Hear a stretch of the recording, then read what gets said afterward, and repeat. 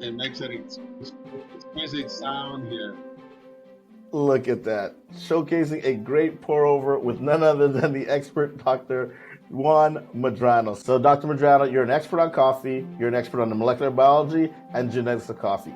Let's talk about sequencing the genome for coffee. Why would a scientist want to do that? Sequencing the genome, is the first step that we follow to be able to understand it.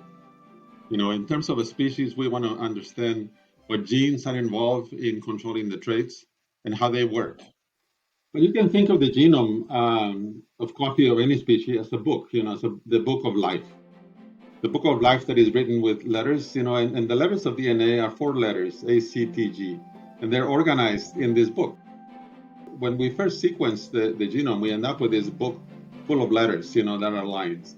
And then the process becomes to organize these letters in chapters. Books are organized in chapters that you can think of as the chromosomes. And then the chapters are organized in paragraphs and sentences. The paragraphs and sentences become the genes and the spaces between the genes.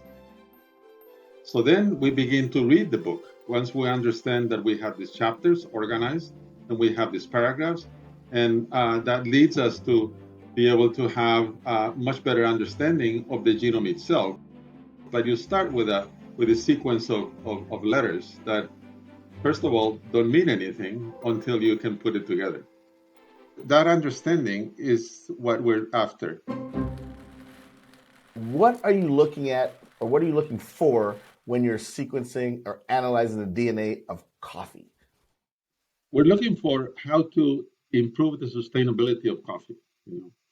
Coffee is a product that is touched by many people. The farmers play a huge part in the production of coffee and the processing and the preparation of coffee. There's a lot of challenges, that have come to coffee in recent times. Challenges related to climate change. What climate change has done is increase the volatility of the farming system. Now we have extremes, extremes that we need to adapt to. And the genome is kind of the background of this that can help us understand how to move in this direction.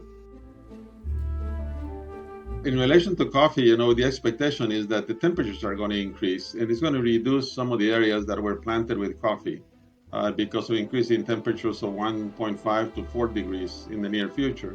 But we also have frost, cold. So we need to find plants that are more resilient to adapting to these changes in environments and management systems that we can work with. So the genome helps us identify some of those opportunities that we have in terms of genetic selection. And it's not only climate, because the changes in climate also bring changes in disease.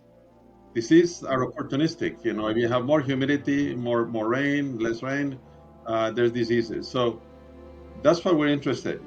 What are the variations that are present in different coffee plants that we can take advantage to produce a more adaptable plant?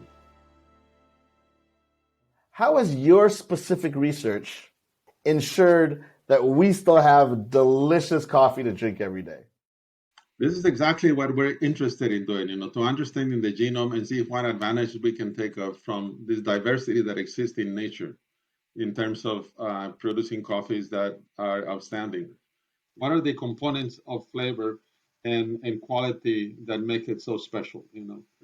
We're also making crosses between different varieties of coffees, looking at the progeny of those crosses to see if we can develop a much better, resilient, and exquisite coffee. It's inspiring, to have the opportunity to be able to actually do something to help the sustainability of coffee. I've traveled to many parts of the world where coffee is grown, and you want to contribute to sustaining this way of life.